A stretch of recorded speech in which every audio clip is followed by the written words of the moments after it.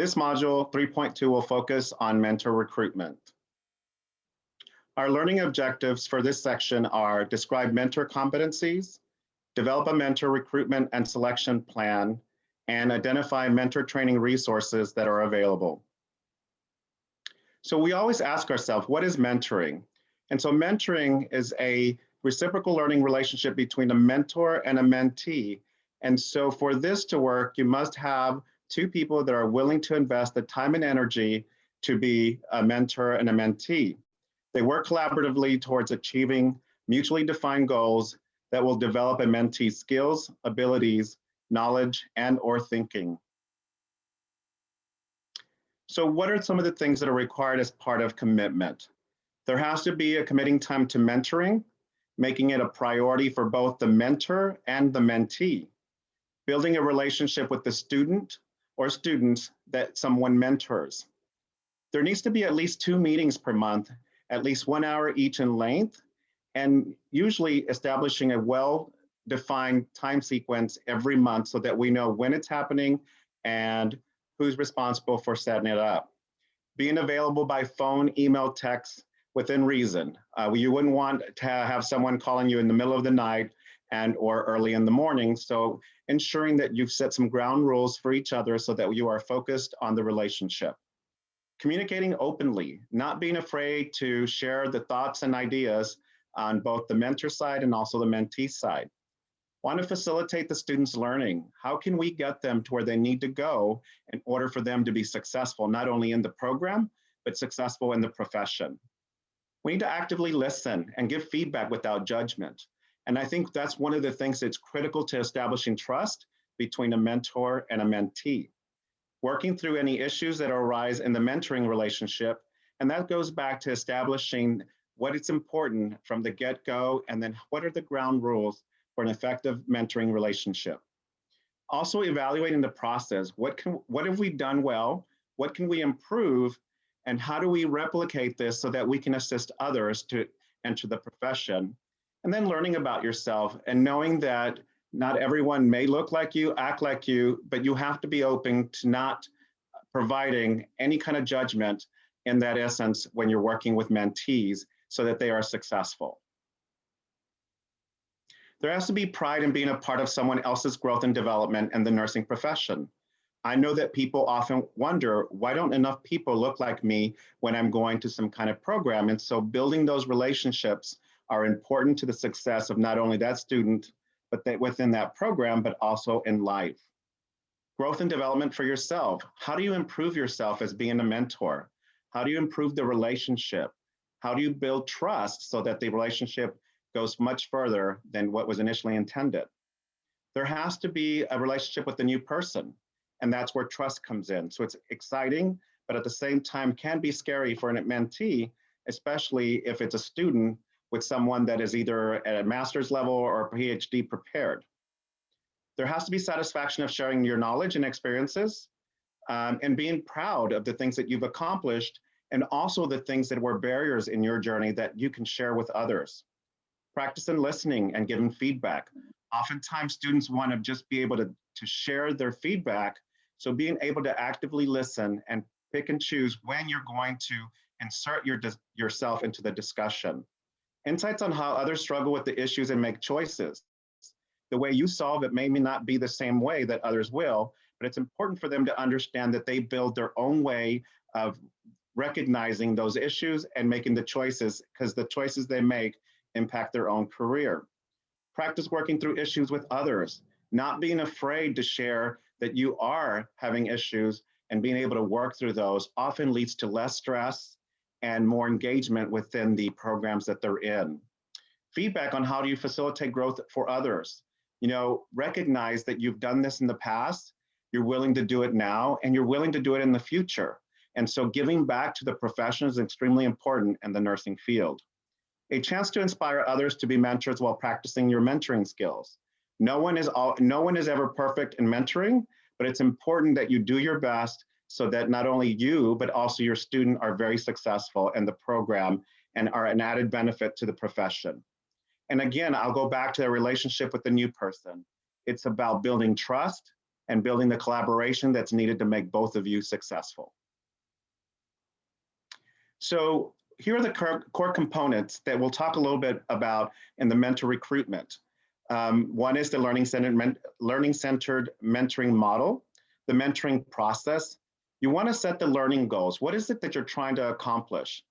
The other thing is having reflection and evaluation. Did you accomplish those goals? What went well? What didn't go well? What will we do differently? And closing the mentoring relationship. I am not a good one as far as when I've been the mentee of closing the relationship. I still have the same mentors from 3 decades ago. So I'm really excited about having that, but it's always important that you close the mentoring relationship if it's fulfilled the need at that current time. You know, reflecting on the mentoring meetings, what went well, what didn't go well? Was 30-minute meeting better than an hour meeting? What would you have done differently? Setting the mentoring relationship as a way of knowing whether or not you can support the student. And then finally, the definition of mentoring. Again, it's about being a sounding board for these students and or mentees in order for them to be effective in whatever program we're currently in. Next slide. So in the learner-centered mentoring model, here are the elements that we have to look at. You have to look at the mentee role. And for a mentee to be successful, they have to be an active partner. And so that is key. You cannot have a mentor that's a facilitator and the mentee is not engaged. And that has happened in the past, either through different associations where I've been the mentor, that we've had one meeting, and then after that, there was no further discussions. So the mentoring relationship was never established. What's the learning process? Is it self-directed? What is the mentee's role in their own learning process? The length of relationship, is it 1 year? Is it 6 months? Is it the 2 years that you're in a program? So really defining what the length of the relationship, even though knowing that it could be either shortened or it could be extended. What's the mentoring relationship? The mentor will be one of the many over the mentee's lifetime. And I can actually share that in my own experience, I have some of the same mentors from the 90s, 2000s, 2010s, and even today, I still learn from those mentors in my career. What's the setting? Is it Zoom? Is it over the phone? Is it through text message? All of those different things can work, and especially now during the pandemic, is figuring out what works best for someone. And so depending on where your mentor and mentee actually are located, oftentimes it's the electronic means or methods that bring it into the correct setting. And then what's the focus? Is it process oriented? Is it knowledge acquisition? Is it application? Is it critical reflection? Is it critical thinking skills? So those are all pieces of the learner-centered mentoring model in order to have an effective mentor-mentee relationship. So getting ready each mentoring relationship is unique. Both mentor and mentee must prepare individually in the partnership to ensure a successful mentoring experience. This is a discovery process that lets both the mentor and the mentee determine the viability of their prospective relationship. Negotiating, establishing agreements is the business phase of the mentoring relationship. It's when the mentor and the mentee agree on the learning goals and define the content and process of the relationship. Together, the mentor and the mentee create a sharing understanding of their assumptions, expectations, and goals, and also their needs, particularly around confidentiality, boundaries, and limits so they can build trust. Trust is the most important thing in a relationship. The mentor and the mentee will determine the nuts and bolts of when and how to meet, roles and responsibilities, criteria for success, how to be accountable to each other, and how to close the relationship. The next step is enabling growth, facilitating learning. This is the implementation stage of the relationship where learning takes place. The mentor nurtures the mentee's learning during this phase by establishing and maintaining an open and affirming learning climate and by providing thoughtful, timely, candid, and constructive feedback. Both the mentor and the mentee monitor the learning process to ensure the mentee's learning goals are met. During this phase, obstacles to the process may arise and the mentor and mentee address them together. The last stage is coming to closure. Looking back, moving forward, this phase of the process calls for evaluating, acknowledging, celebrating achievements of the learning goals. It's an opportunity to evaluate personal learning for both the mentor and the mentee, and to apply that learning to other relationships and situations. Incremental success is still success, so establishing that is very important for the mentor and mentee relationship. So here are some of the things we need to look at from a mentor perspective. Is it faculty or academic advisors? You can build those from those individuals. You can also identify who are potential mentors. Staff is also know their faculty members, and so they may generate ideas on who, based on the characteristics of the mentee and the characteristics of the mentor that are needed. Graduate students can also be mentors. Community leaders, their own peers, especially if they're a level up or a little bit higher within their program, so that's important. And then there's always the professional organizations. And I'm a little bit biased being a national past president of the National Association of Hispanic Nurses, but this is where I grew up and learned how to be a leader, how to be a nurse, and how to be an effective communicator. So here are the mentoring skills model. So the thing that I want us to focus on is to share core skills. And this is both for the mentee and the mentor. These are the four that both individuals must possess.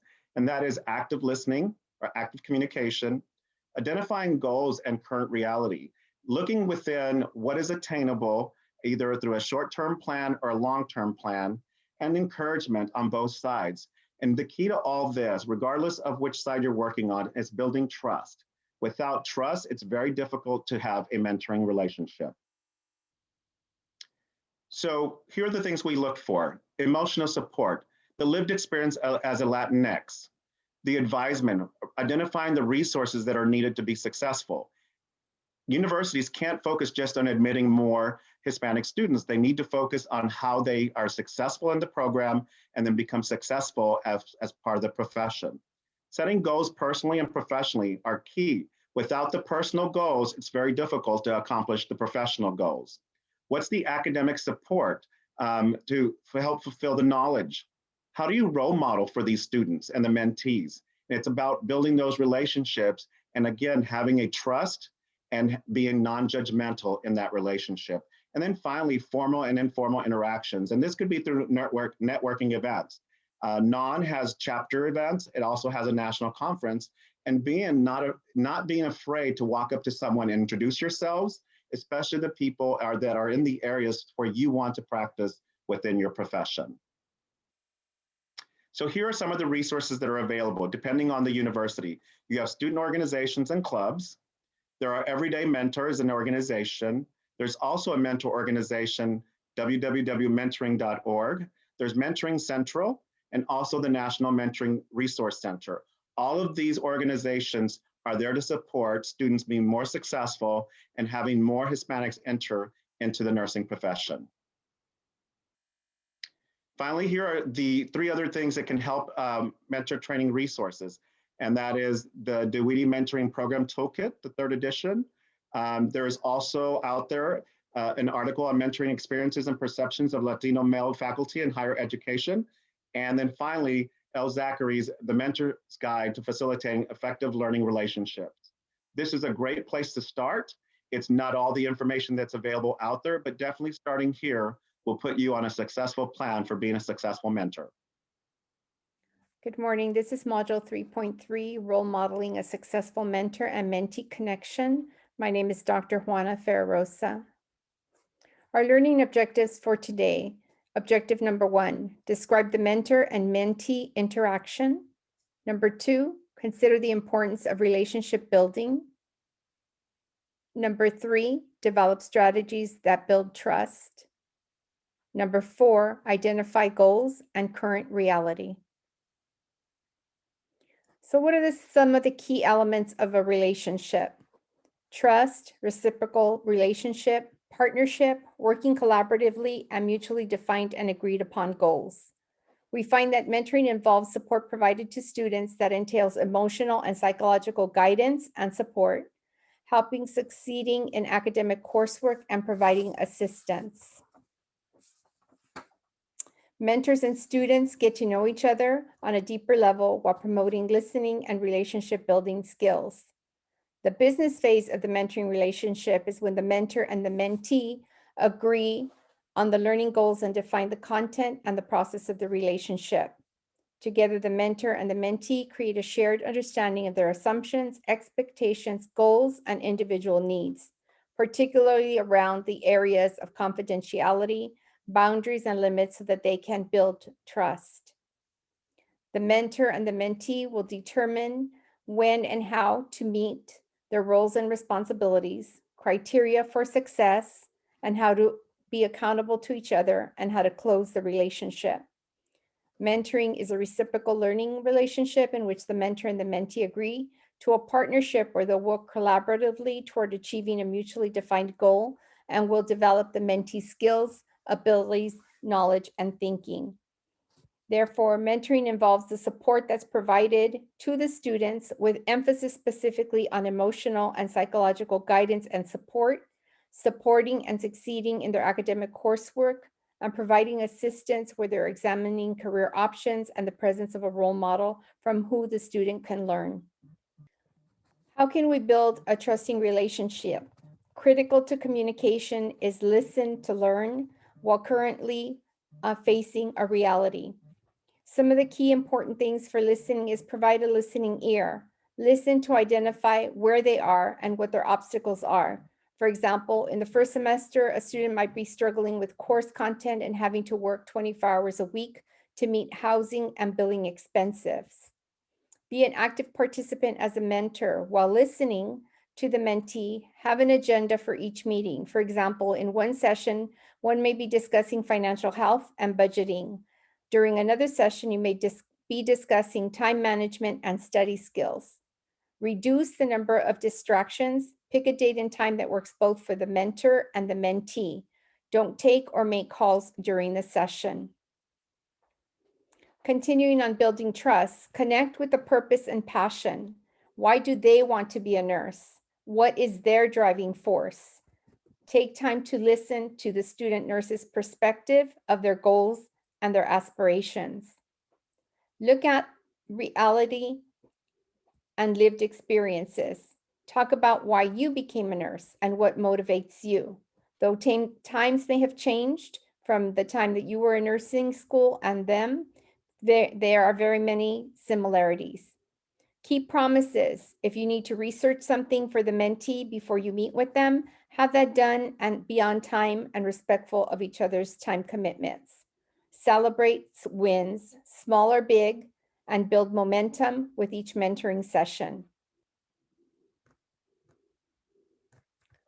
Reciprocal relationships. It's a two-way street. A mentee provides time and energy, and a mentor does as well. You take away and learn from the mistakes of having open communication and discussing what went well and what needs to be improved. Acknowledge that bias exists on both parts from the mentee and the mentor. And it's okay as the mentor to say you don't know everything, but you can role model that you can also look things up and get back to you with an appropriate answer. And everyone comes with some kind of baggage from their past and needs to work through all of that. And that's a realization both for the mentor and the mentee. So building a partnership. We're going to establish and review some of our SMART goals. We want to be sure that we are looking at time as an investment, and we're also looking to establish to obtain a pathway to our vision. Specifically, our goals need to be specific. The goal is clarified and identified. So we answer some of the questions. Who's involved? The mentor and the mentee. What do I want to accomplish is what the mentee needs to answer for themselves with the assistance of the mentor. Is the goal a challenge or a stretch for the mentee or the mentor? And to focus on current and future development. We're going to identify a location of where to meet and where we want to be as well. What are some of the requirements and constraints if you can identify any? For example, there's limited time to study or limited time to work while in a nursing program. What are some of the specific reasons, the purposes or benefits of achieving the goal? And why is the goal important to the mentor and the mentee? Are the goals measurable? Is the success toward meeting the goal measurable? Measurement must be objective and answer the question, how will I know if I'm done or if I've reached the goal? Action-oriented and attainable means that you identify the strategy or strategies for how you will achieve the goal, in addition to attaining the goal. So can the strategies be executed in the time frame that I selected, for example, during this semester? Are the goals realistic? They must represent an objective towards which you are willing and able to work. A realistic goal to the question, am I willing and able to do this? Are my goals timely? The goals need to be clearly identified in a time frame, including a target date. Having a time frame to answer the questions, will I achieve the goal? And one example that you can use with our students that we mentor is an example, if in every year you're not working, look at the salary of approximately $80,000 that you're not earning as a nurse. Collaboration, seeking feedback, things like how are things going? How can we work together and more effectively? In order to facilitate learning, a mentor's approach to the relationship should enable the student to move through the stages of learning, help the student grow through learning, and provide constructive feedback so that each student can reflect on and select new avenues and challenges that'll keep them in a cycle of growth and development. Seeking feedback, obtain the mentee's perspective, ask how things are going, listen and stay focused. Ask how we can work together more effectively, both the mentee and the mentor. Was my feedback helpful to improve your performance? What else might I have done to make your feedback more useful to you? Focus on the positive, such as successes. Start with the success of maintaining a study schedule for a week or doing well on the first quiz as examples. Work on a set of core life skills to manage work, family, and relationships successfully. These skills include planning, focusing, self-control, awareness, and flexibility. And we all know that nursing requires maximum flexibility. We all learn these skills over time. Be positive as a role model, demonstrate flexibility such as rescheduling a mentoring session due to family or emergencies. Role model that next time you'll work on preparing for your next exam. So what does academic success look like and the tools available to gain academic success? So many things come into play, and this slide presents a couple of summary items. Test-taking strategies can be shared from one student to another, peer-student mentorship, also by examples and meeting with your professors to discuss test-taking strategies specific to nursing, evaluating and looking at study habits, making sure that your TV is off while you're studying, your phone is silenced and off. Identifying peer study groups, student-to-student study groups have been identified as positive outcomes for students when they participate. We discussed time management, so students actually sitting down and putting a calendar together, what I do from 6 o'clock in the morning to 9 o'clock at night when I'm done studying, helps students see in black and white what their time looks like. Working with students on developing appropriate note-taking skills could be writing an outline more than rewriting every single word that a professor says. Reviewing some basic math skills before getting into nursing school, basic addition and subtraction, the use of a basic calculator, the ability to do basic math without a calculator is a challenge for most nursing students. Emphasize to students that doing practice questions helps them understand the rationale for the concept being covered, which emphasizes their learning experience. Dealing with test-taking anxiety is also something that we can discuss with our students in mentoring. Working on being comfortable with the content and the material helps reduce the anxiety as well. Working on deep breathing exercise prior to a test, making sure that you've eaten appropriately before, that you're hydrated. And then working with our local resources that we have both at the university level and also at our local chapters for our specific organizations. In our previous slides or modules, Dr. Alejandro mentioned NAN, the National Association of Hispanic Nurses, which has resources available as well. your student or university center that has an academic writing center that will facilitate that.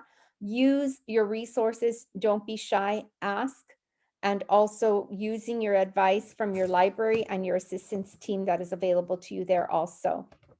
In addition to previous skills that we discussed, we're going to review some of the nurse competencies and skills that are required to be an effective nurse. Effective nurses have verbal communication that is positive, both oral and written. Nurses are critical thinkers and problem solvers, where you put together a situation, develop, you use your nursing process to do an assessment and come up with a strategy. The same applies to basic education and teaching principles. Working as a team and collaborating together, both with your professors, with other students, and with a healthcare team. Being professional in our written communication and our verbal communication when we're on our clinical units, as well as when we're in the university setting. Looking at emotional intelligence and resilience, being able to bounce back, especially now during the time of the pandemic, it's a critical, important skill. Working on your resume for your job that you'll be searching for in 2 months or 2 years with your time frame. Having your mentor or your mentee review your resume. How can you update it? Ask for references. Begin to build your references when you begin your nursing school, in your associations, to be more successful in having a built up of a portfolio. Looking and making sure that you read and proofread and have your mentor facilitate looking at your letter composition and using proper etiquette, both in writing, email correspondence, and in our professional social media. Let's look at our mutually agreed upon goals. What do those look like? We're going to look at it over a trajectory of time. So in 1 month, we'll review an approach to studying. Has that approach that we planned worked, or do we need to change it or modify it? In 3 months, we can review, for example, exam performances. In 6 months, we can review the progress so far, what has worked and what has not worked. What do we need to change, to modify, to make it a successful mentorship relationship? In 12 months, we can plan for the next semester if you're looking at a 2-year nursing program. We can look to celebrate successes, take time to review and revise our plan, develop a reward system in small increments, maybe do a movie for an afternoon or do a virtual reunion with some of your friends to decompress and spend some time taking care of yourself. As nurses, we need to take care of ourselves before we can take care of others, and that's something that we need to pass on to our mentees. Thank you. Welcome to Module 3.4, Guiding the Mentorship Relationship. My name is Dr. Mirian Zavala. The learning objectives for Module 3.4 are: 1, describe the characteristics of a mentoring relationship. 2, describe at least 3 actions that can guide the mentorship relationship, and describe at least 3 actions that can be taken to work through mentoring relationship issues. The characteristics of a mentorship relationship is that the mentor will be one of many that the mentees will have over a lifetime. Mentoring may also occur concurrently within the mentee's other group or with the mentee's peers. And keep in mind the adult learning principle of life reservoir of experience is a primary learning resource. The life experiences of others add enrichment to the learning process. Now, guiding the mentoring relationship, how do we do that? Okay, responsibility is to provide support if the mentors or students have questions, the mentees. Help the mentors or the mentees deal with issues that arise during the mentoring relationship because they can, and or otherwise be available to support both the mentors and student mentees as they move through the nursing program. Zachary in 2012 states that you have to maintain momentum by providing appropriate levels of challenge, monitoring the process, and to evaluate the progress. Also, encourage movement by providing a vision, facilitating reflections, and encourage the mentees to have their own benchmark and see if they're achieving them.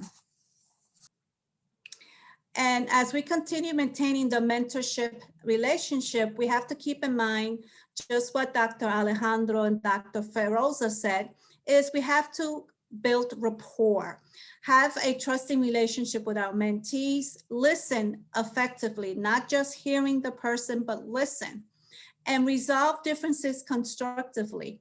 Learn how to talk, set up rules, how you would communicate, and also reflect on the mentoring process. How is it going? And the way we do that is by reflection. Just like Dr. Ferrerosa said, that communication is the key. And mentoring relationship in itself has to be tended to, has to be nurtured. And how do we do that? Through periodic reflection. Fine tune how they work together so that the student, the mentee, gets the support he or she needs. Next slide. Okay, at times there are issues. It does happen time to time. It's always best to try and explore with the mentor and the mentee if a relationship can get back on track, because sometimes it cannot. For instance, there was a mentee that really had too much on her plate. She could not continue in the mentorship program, so it was time to close, to put closure. Remind the mentor and mentee that each has made the commitment to keep things moving forward and try to work through the issues. Now, working through these issues is first review with the mentor and mentees if they have the following, because you're trying to avoid issues. Have they set goals? Just like it was mentioned by Dr. Ferrerosa, are they going to meet monthly? Are they going to meet now is through video conferencing because in person it's a challenge now. Are they going to communicate through emails, phone calls? They have to set rules and they have to know their roles, that the mentor is the one with the experience and the mentee will learn from the experienced person. And meet when as agreed, keep your commitment. Discuss between both of them their learning style. Does the mentee need more visual aid as the mentor explains certain concepts to them? And remember your communication styles because the mentees are also adults. Routinely evaluate their mentoring partnership. You could do this quarterly just to see how the mentorship relationship is advancing. Does it need any help? And between them, they should have some type of confidentiality. Can the mentor trust the mentee with what the mentee is observing in the office? Address the boundaries. Make sure that the mentee understands that the mentor is not a friend or peer, but a mentor, someone that they can learn from. As we maintain the mentorship relationship, we have to also support the mentee.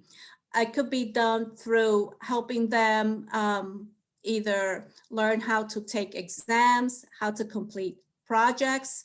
When we challenge the mentee, the mentor could actually ask the mentee to write a report that they've never done with the mentor's guidance.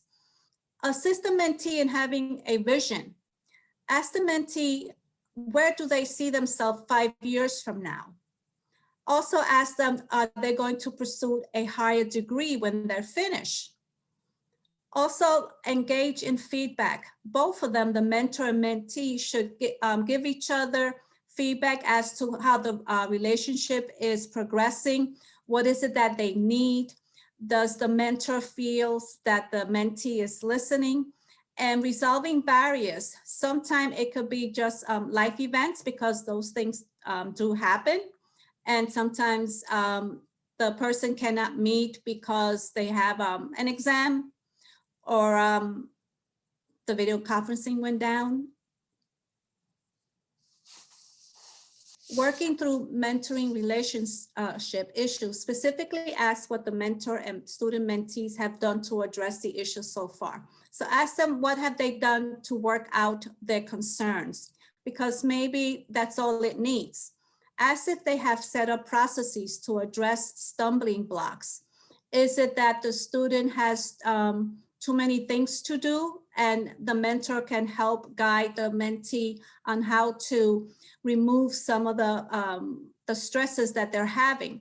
Help the mentor and student mentees walk through their process and guide them as necessary. If the differences cannot be resolved, you may need to reassign mentors and mentees in order to best serve both the mentor and the student mentee. Now, working through the mentoring relationship issues, according to Zachary, Zachary speaks to signs that suggest it's time to consider closing the relationship. From the mentor's perspective, the mentor may feel that the mentee is not listening to what the mentor recommended. So the mentor feels like they're wasting their time, or the mentor may feel that they cannot trust the mentee. From the mentee's perspective, that's Zachary in 2009, Zachary is recommending is that the student should be asking questions as to themselves. Did I achieve my learning goals? What was the most valuable thing I learned? How can I apply what I learned? The work in process. So you have to evaluate what's going on. A mentoring program is a work in progress and must have continual feedback. Once the mentoring relationship comes to a close, ask both the mentor and the mentee to complete a reflection and evaluation form so that you can fine-tune your program, and that will be in the next two slides. Formal closing of the program after reflection. What some mentoring program have done is at the end, they have a celebration in which the mentee can present a project that they were asked to complete as part of the mentorship program. There is some like refreshment, certificates are handed out. So it's a way of celebrating the success of completing the program. So here's a mentor evaluation form. As you see here, it's asking for the typical information, the mentor's name and the name of the mentee. And what's very important is that the program requirements clearly explained to the mentor, because otherwise, how can you be successful if you don't know what's expected of you? And it's asking if yes, what was helpful? If no, what does the mentor think would be helpful? It's also saying, asking the mentor, was the mentor well matched with the student? So if there's a nurse or a faculty person mentoring a nursing student, or is it a doctor or physician mentoring a nursing student? If no, then what improvement would the mentor suggest? And there's also, I've learned the following things about myself. So the mentor may learn to either have more patience, listen more, or schedule their time more effectively so that they could spend with the mentee. And I found the following to be a rewarding part of participating in the mentor program. What was it that the mentor liked the best? From the student mentee perspective, this evaluation form has a typical, the mentee's name and who the mentor was. And obviously important, just like for the mentor, for the mentee, was the program requirements clear to the student? Because sometimes it's not. For instance, that one student was too busy, afterwards realized they actually were too busy to continue in that mentorship program. And if it's yes, what was helpful? If no, what do you think can be more helpful? And was the support level from the mentor program liaison appropriate? For instance, with that student that could not meet the requirements, you could reach out to the liaison and determine how best to assist this mentee. And the mentee will be asked also, was the mentee well matched with the mentor? If no, what do you think would work better? And the mentee is being asked, I learned the following about myself during the program. Did the student could have learned how to be more organized, how to be on time? I found the following to be a rewarding part of the participating in the mentor program. So this is like lessons learned that can be used to improve the program. And this is also a very nice question. Is the most valuable thing I learned from my mentor were the valuable things. So it's important to get evaluation forms so you know how to sustain the program and improve the program. Thank you very much.